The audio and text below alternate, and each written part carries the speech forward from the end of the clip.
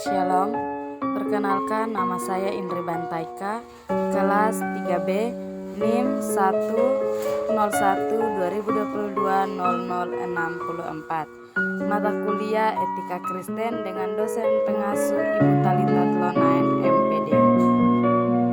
Di dalam video ini, saya akan menganalisis salah satu masalah yang sedang marak diperbincangkan di Kota Kupang. Pengertian masalah. Menurut Punaji, masalah adalah keadaan atau kesenjangan antara harapan dan kenyataan. Sedangkan menurut KBBI atau Kamus Besar Bahasa Indonesia, masalah adalah sesuatu yang harus diselesaikan. Sebagai manusia, tentunya kita tidak pernah terlepas dari yang namanya masalah. Baik itu masalah yang kita anggap sederhana, hingga masalah yang kita anggap besar sekaligus. Sehingga dibutuhkan hikmat dan kebijaksanaan dari kita dalam menghadapi masalah yang kita alami.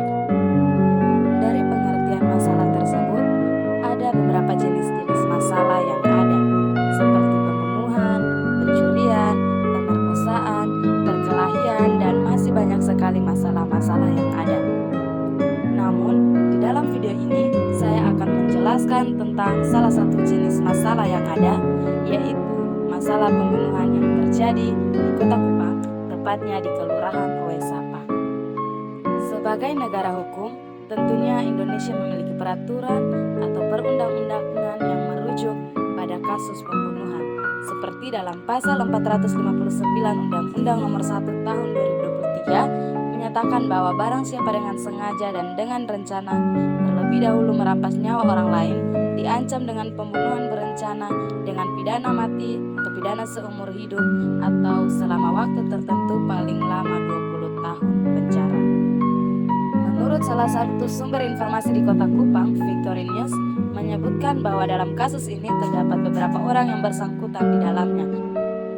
Yang pertama, satu orang korban dinyatakan meninggal dunia atas nama Yohanes Don Bosco Padalani dan satu orang mengalami luka-luka akibat kejadian saat itu. Yang kedua, 5 orang yang merupakan tersangka sebagai pelaku pembunuhan masalah ini, dan menurut berita publik, 2 orang tersangka yakni inisial KS dan EA telah ditangkap dan diamankan oleh aparat kepolisian Kapolres Kota Kupang. Kasus pembunuhan tersebut terjadi pada hari Minggu tanggal 24 September 2023 sekitar pukul 19.30 WITA atau jam setengah 8 malam. Diketahui, kasus penikaman tersebut terjadi diperkirakan karena adanya kesalahpahaman dari para pelaku terhadap korban sehingga mengakibatkan pengeroyokan hingga penikaman sampai tewas. Dan diketahui bahwa pada saat kejadian, para pelaku dalam keadaan mabuk. Sehingga tepatnya di Jalan Esanita, RT 21 RW 8, Kelurahan Oesapa, Kecamatan Kelapa Lima, Kota Kupang, terjadinya kasus pembunuhan di situ. Berikut kronologi kejadian. Pada saat itu, korban menggunakan sepeda motor dan mengantarkan orang teman wanitanya dari Oesapa ke Kayu Putih. Ketika sampai di Jalan Esanita, para pelaku sedang dalam keadaan mabuk dan berada tepat di tengah jalan, sehingga menghalangi jalan korban dan 3 teman wanitanya. Sehingga salah satu teman wanita korban yang mengendarai kendaraan bermotor hampir menabrak para pelaku. Sehingga salah satu pelaku menjadi marah dan hendak memukuli salah satu teman wanita korban. Melihat kejadian itu, korban mulai marah dan berkata kepada pelaku bahwa mengapa ia memukuli temannya. Dan pada saat itu, pelaku mengancam untuk memukuli korban. Namun korban dan ketiga temannya tetap tenang dan melanjutkan perjalanan mereka.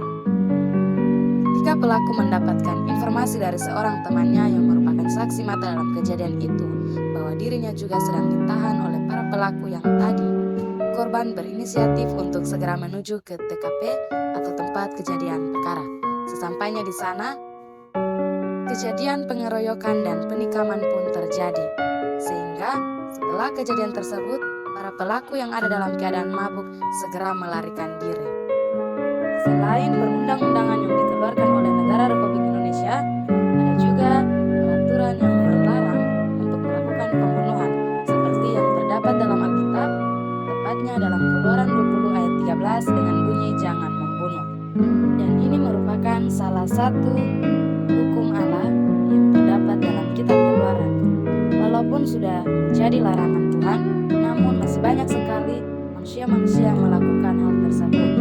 Selain mendapatkan dosa yang sangat besar, pelaku akan mengalami penyesalan yang besar dalam dirinya dan rasa bersalah yang sangat besar di dalam hidupnya.